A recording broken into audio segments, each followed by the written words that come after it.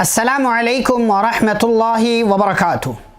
بسم اللہ والصلاة والسلام علی رسول اللہ نبینا محمد وعلی آلہ واصحابہ ومن والاہ، اما بعد۔ معزز ناظرین، خلاصہ تراویح کی اس مجلس میں ایک بار پھر سے آپ تمام کا استقبال ہے۔ آج ہم انشاءاللہ آپ کے سامنے پارہ نمبر 25 کا تذکرہ کریں گے۔ وَلَقَدْ يَسَّرْنَا الْقُرْآنَ لِلذِّكْرِ فَهَلْ مِن مُّدَّكِرٍ۔ پارہ نمبر 25 کی ابتدا میں اللہ رب العالمین نے اس بات کا تذکرہ کیا ہے کہ قیامت کا علم اللہ رب العالمین کو ہی ہے۔ انسان کا تذکرہ اللہ نے کیا کہ انسان کس طریقے سے خوشی کے موقع پر اللہ کو بھول جاتا ہے، غم اور پریشانی کے موقع پر لمبی چوڑی دعائیں کرتا ہے۔ ساتھ ہی ساتھ اللہ رب العالمین نے اس بات کا بھی تذکرہ کیا ہے آیت نمبر 53 میں، جو سورہ فصلت کی آیت ہے۔ اس میں اللہ نے فرمایا کہ ہم لوگوں کو اس کائنات کے اندر اپنی نشانیاں دکھائیں گے، اور یہ نشانیاں ایسی ہوں گی کہ اگر لوگ سمجھدار ہیں تو ان نشانیوں کو دیکھ کر کے حق بات ان کے لیے واضح ہو جائے گی۔ یہ اللہ نے تذکرہ کیا۔ اس کے بعد سورۃ الشورى کا آغاز ہوتا ہے، سورہ نمبر 42۔ شورا مطلب مشورہ۔ یہ مشورے کی اہمیت ہے کہ اللہ نے مکمل اس کے نام پر ایک سورہ رکھ دیا ہے۔ اس کی ابتدا میں اللہ رب العالمین نے قرآن مجید کا تذکرہ کیا ہے، اپنی صفات بیان کی ہیں، اور ساتھ ہی ساتھ قرآن کے نازل کرنے کا مقصد اللہ نے بیان کیا ہے کہ وَكَذَلِكَ أَوْحَيْنَا إِلَيْكَ قُرْآنًا عَرَبِيًّا لِتُنذِرَ أُمَّ الْقُرَى وَمَنْ حَوْلَهَا وَتُنذِرَ يَوْمَ الْجَمْعِ لَا رَيْبَ فِيهِ، کہ ہم نے اسی طریقے سے ایک عربی قرآن نازل کیا ہے تاکہ آپ اس کے ذریعے مکہ والوں کو، اس کے آس پاس لوگوں کو ڈرائیں، اور آپ ڈرائیں قیامت کے دن سے لوگوں کو، ایک ایسا دن جس دن کچھ لوگ جنت میں جائیں گے اور کچھ لوگ جہنم کے اندر جائیں گے۔ آگے اللہ رب العالمین نے اپنے تعلق سے تذکرہ کیا کہ آسمان و زمین کے خزانے اللہ کے پاس ہیں، وہ جس کو چاہتا ہے دیتا ہے، اور وہی وہ ذات ہے جس نے تم کو دنیا میں پھیلا دیا ہے، اس کے جیسا کوئی نہیں۔ لَيْسَ كَمِثْلِهِ شَيْءٌ وَهُوَ السَّمِيعُ الْبَصِيرُ، اس کے جیسا کوئی نہیں ہے اور وہ سننے والا، جاننے والا ہے۔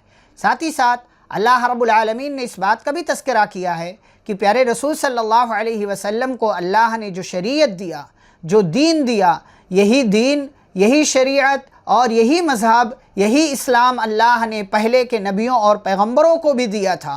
جیسا کہ اللہ نے فرمایا شَرَعَ لَكُم مِّنَ الدِّينِ مَا وَصَّىٰ بِهِ نُوحًا وَالَّذِي أَوْحَيْنَا إِلَيْكَ وَمَا وَصَّيْنَا بِهِ إِبْرَاهِيمَ وَمُوسَىٰ وَعِيسَىٰ أَنْ أَقِيمُوا الدِّينَ، کہ اسی دین کو قائم رکھنا ہے، اسی دین پر چلنا ہے۔ ہاں، یہ الگ بات ہے کہ کسی نبی کے پاس ان کی کچھ شریعت الگ تھی، یعنی اس کے کچھ قوانین، کچھ رولز الگ تھے، کسی کے لیے کچھ حلال تھا، کسی کے لیے کچھ حرام تھا۔ آگے اللہ نے ایک ہی آیت میں کئی ایک باتوں کا بنیادی طور سے حکم دیا، جیسا کہ اللہ نے کہا فَلِذَلِكَ فَادْعُ وَاسْتَقِمْ، کہ آپ اللہ رب العالمین کے راستے کی طرف بلائیے اور آپ خود بھی اسی پر جمے رہیے۔ وَاسْتَقِمْ كَمَا أُمِرْتَ، جیسا کہ آپ کو حکم دیا گیا۔ وَلَا تَتَّبِعْ أَهْوَاءَهُمْ، لوگوں کی مرضی کے مطابق مت چلیے۔ وَقُلْ آمَنْتُ بِمَا أَنزَلَ اللَّهُ مِنْ كِتَابٍ، اور آپ کہہ دیجئے کہ میں اللہ کی نازل کردہ کتاب پر ایمان لے آیا ہوں۔ وَأُمِرْتُ لِأَعْدِلَ بَيْنَكُمْ، اور مجھے اس بات کا حکم دیا گیا ہے کہ میں تمہارے درمیان انصاف کروں۔ اللہ ہمارا اور تمہارا رب ہے، ہمارا عمل ہمارے لیے، تمہارا عمل تمہارے لیے، ہمارے اور تمہارے درمیان کوئی حجت نہیں، کوئی بحث نہیں۔ اللہ ہم سب کو جمع کرے گا اور اسی کی طرف ہمیں لوٹ کر کے جانا ہے۔ دنیا اور آخرت کے طلبگار کا بدلہ کیا ہے؟ بہت سے لوگ ہیں صرف اللہ سے دنیا مانگتے ہیں، کچھ لوگ ہیں جو دنیا کے ساتھ ساتھ آخرت بھی مانگتے ہیں۔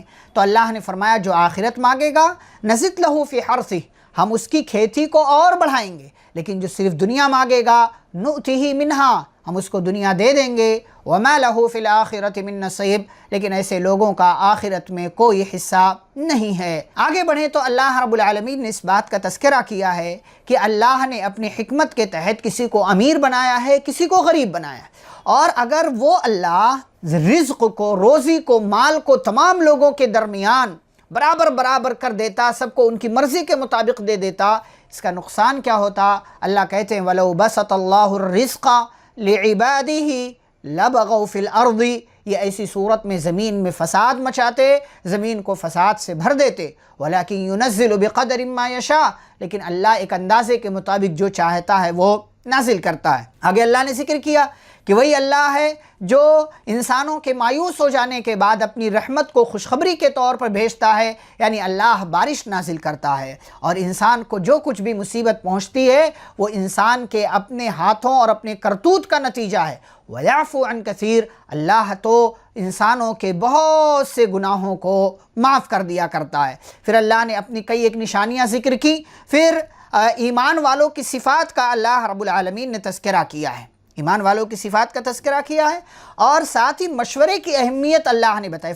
فرمایا ایمان والوں کی صفات میں وَأَمْرُهُمْ شُورَىٰ بَيْنَهُمْ، کہ ایمان والے جو ہیں ان کے آپسی معاملات مشورے سے انجام پاتے ہیں۔ ہمیں کوئی بھی کام اگر کرنا چاہیے تو وہ مشورے کے ساتھ کرنا چاہیے، مشورے میں خیر ہوا کرتا ہے۔ اللہ نے آگے ذکر کیا کہ اولاد دینے والی ذات صرف اللہ کی ہے، آسمان و زمین کی بادشاہت اللہ کے ہاتھ میں، وہ جو چاہتا ہے پیدا کرتا ہے، جس کو چاہتا ہے لڑکے لڑکے، جس کو چاہتا ہے لڑکیاں لڑکیاں، اور جس کو چاہتا ہے لڑکے لڑکے دونوں دیتا ہے، جس کو چاہتا ہے کچھ نہیں دیتا ہے، وہ جو چاہے وہ کرے۔ انہو علیم قدیر، وہ جاننے والا ہے، وہ قدرت رکھنے والا ہے، یعنی وہ جانتا ہے کہ کس کو دینا ہے، کب دینا ہے، اور وہ قدرت رکھنے والا ہے کہ پوری کائنات چاہے تب بھی جو ہے فلاں کو نہیں دے سکتی، اللہ لیکن دے سکتا ہے۔ پوری کائنات کے لوگ چاہیں کہ فلاں کو دے دیں، نہیں دے سکتے، لیکن اللہ رب العالمین دے سکتا ہے، اور اللہ چاہے تو نہ دے، کوئی اس کو مجبور نہیں کر سکتا۔ یہاں پر سورۃ الشورى مکمل ہوتی ہے۔ اس کے بعد سورۃ الزخرف کا آغاز ہوتا ہے، سورہ نمبر 43۔ زخرف کا مطلب ہوتا ہے ظاہری چمک دمک خوبصورتی۔ آگے اللہ نے تذکرہ کیا ہے۔ اس کی ابتدا میں اللہ نے قرآن کا تذکرہ کیا، اپنی کچھ صفات ذکر کی ہیں، اپنی کچھ خوبیاں کہ اللہ جو ہے کون کون سے کام کرتا ہے، زمین کو مردہ ہونے کے بعد اللہ دوبارہ زندہ کرتا ہے، وہی وہ ذات ہے جس نے ہر چیز کا جوڑا جوڑا پیدا کیا ہے، وہی وہ ذات ہے جس نے تمہاری سواری کے لیے جانوروں کا انتظام کر دیا ہے تاکہ تم جانوروں کی پیٹھ پر بیٹھو، سواری کرو، اور جب سواری کرو تو یہ دعا پڑھ لو، سبحان الذی سخر لنا هذا وما كنا له مقرنین وإنا إلى ربنا لمنقلبون۔ پاک ہے وہ ذات جس نے ہمارے لیے اس سواری کو ہمارے تابع کر دیا، حالانکہ ہم اس کو اپنے کنٹرول میں نہیں کرنے والے تھے، اور بے شک ہمیں اپنے رب کی طرف ہی یقیناً لوٹ کر کے جانا ہے۔ یہ اللہ کی رحمت ہے کہ اتنا بڑا گھوڑا، اتنا بڑا اونٹ، ہاتھی، یہ بڑے بڑے جانور انسان سواری کر لیتا ہے، اس کو جدھر چاہتا لے کر کے جاتا ہے، اس کے حکم سے وہ جانور چلتا ہے، حالانکہ وہ جانور اتنا بھاری بھرکم ہے، انسان کو چاہے تو اپنے پیر کے نیچے رکھ کر کے رود دے،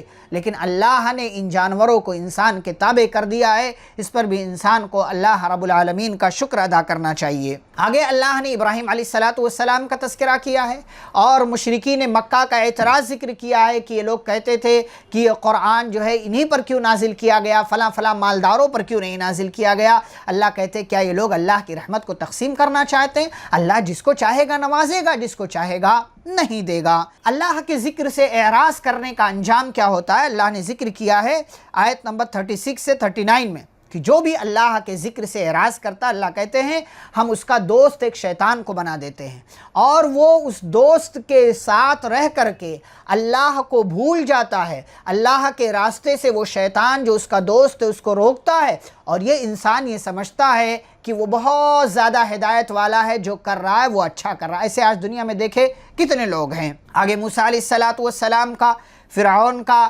بنی اسرائیل کا تذکرہ اللہ رب العالمین نے کیا ہے، عیسیٰ علیہ السلام کا تذکرہ کیا ہے، اور پھر اللہ نے قیامت کا تذکرہ کیا۔ قیامت کے تذکرے میں اللہ نے ایک بات بتائی، الاخلاء یومئذ بعضهم لبعض عدو الا المتقین۔ اس دن سارے دنیا کے جگری دوست آپس میں ایک دوسرے کے دشمن بن جائیں گے۔ ہاں، دنیا میں اگر دوستی تقوی کی بنیاد پر تھی، متقیوں کی آپس میں دوستی تھی، یہ دوستی قیامت کے دن بھی باقی رہے گی، لیکن دنیا میں جگری دوستیاں جو برائیوں کے نام پر، نافرمانیوں کے گناہوں کے نام پر ہوتی ہیں، یہ سارے دوست آپس میں ایک دوسرے کے دشمن بن جائیں گے۔ آگے اللہ نے یہ بھی ذکر کیا کہ جنت اور جہنم میں موت نہیں آئے گی، جنت اور جہنم میں موت نہیں آئے گی، اور وہاں پر موت کو بھی موت آ جائے گی، اور موت کا معاملہ ختم کر دیا جائے گا، موت کا معاملہ ختم کر دیا جائے گا۔ اللہ نے آگے کہا کہ جب دیکھیں گے جہنمی کہ انہیں عذاب میں ڈالا جا رہا ہے، عذاب بھگتنا پڑ رہا ہے، وہ جہنم کے داروغہ مالک سے کہیں گے کہ یا مالک لیقضی علینا ربک، اے مالک آپ اپنے رب سے کہہ دیجئے کہ آپ کا رب ہمیں موت دے دے۔ تو جہنم کا داروغہ مالک کہے گا انکم ماکثون، نہیں تم اسی میں پڑے رہو۔ اور پھر ان سے جو ہے سوالات، کس طریقے سے انہوں نے دنیا کے اندر گستاخیاں کی، اللہ کی نافرمانی کی، وہ ساری چیزوں کا اللہ نے تذکرہ کیا ہے۔ پھر آگے سورۃ الدخان، سورہ نمبر 44، یہ ایک سورہ ہے۔ دخان کا مطلب ہوتا ہے دھواں، یہ دھواں ہے، یہ قیامت کی نشانیوں میں سے، بلکہ بڑی نشانیوں میں سے ایک نشانی ہے۔ آگے اللہ نے اس کا تذکرہ کیا ہے۔ اس کی ابتدا میں اللہ نے قرآن کی بات بیان کی، فرمایا اس قرآن کو ہم نے ایک مبارک رات میں نازل کیا۔ یہ مبارک رات کون سی ہے؟ شب برات نہیں جو شعبان کی 15ویں رات سمجھی جاتی ہے، بلکہ یہ شب قدر ہے جس کو اللہ نے دوسری جگہ لیلۃ القدر کہا ہے۔ تو یہ اسی رات میں اللہ نے قرآن کو نازل کیا ہے، اور اس رات کی اپنی اہمیت ہے۔ آپ جانتے ہیں کہ اس رات میں عبادت 1000 مہینوں کی عبادت سے بہتر ہے۔ آگے اللہ نے ذکر کیا یوم یغشی الناس، آگے اللہ نے ذکر کیا کہ ایک دن ایسا آئے گا یوم تأتی السماء بدخان مبین، یہ آسمان جو ہے واضح دھواں لے کر کے آئے گا جو پورے لوگوں کو اپنی چپیٹ میں لے لے گا۔ لوگ کہیں گے ھذا عذاب علیم، یہ تو دردناک عذاب ہے، اور پھر مومنین جو ہے اللہ سے اس عذاب سے بچنے کی دعا کریں گے، کہیں گے ربنا اکشف عنا العذاب انا مؤمنون، اے ہمارے رب ہم سے اس عذاب کو ہٹا لے، بے شک ہم تو ایمان لانے والے ہیں۔ اللہ تعالیٰ ان کے اوپر سے اس عذاب کو ہٹا لے گا۔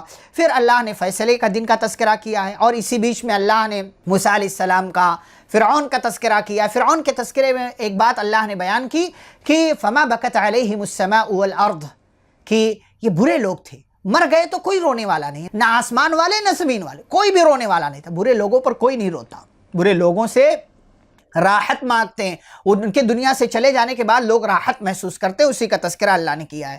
آگے اللہ نے قیامت کا تذکرہ کیا، جہنمیوں کا کھانا بیان کیا کہ جہنمیوں کو کھانا دیا جائے گا، زقوم نام کے پیڑ سے پھل کھلایا جائے گا، یہ گنہگاروں کا کھانا ہے۔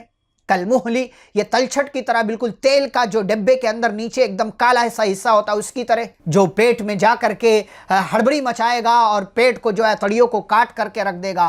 گرم گرم پانی پلایا جائے گا، کہا جائے گا لو عذاب کا مزہ چکھو۔ وہیں پر اللہ نے متقیوں کا تذکرہ کیا ہے کہ اچھی جگہ ہوں گے، جنتوں میں ہوں گے، چشموں میں ہوں گے۔ اللہ کہتے ہیں ہم ان کی شادیاں حور سے کرا دیں گے اور اس میں جو چاہیں گے وہ ان کو ملے گا۔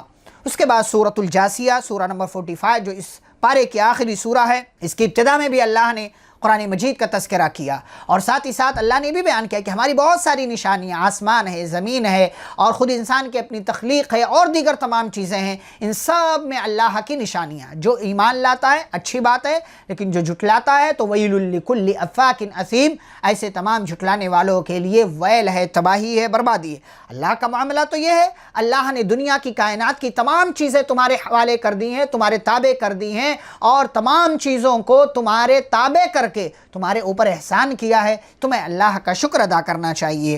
آیت نمبر 18 اور 19 میں اللہ نے یہ بات بیان کی کہ فرمایا اے نبی صلی اللہ علیہ وسلم ثم جعلناک علی شریعۃ من الامر، ہم نے آپ کو ایک قانون، ایک شریعت دیا، فاتبعها، آپ اسی کی اتباع کیجئے، ولا تتبع اهواء الذین لا يعلمون، اور آپ ان لوگوں کی مرضی کے مطابق مت چلیے جن کو کچھ پتہ نہیں۔ کیوں؟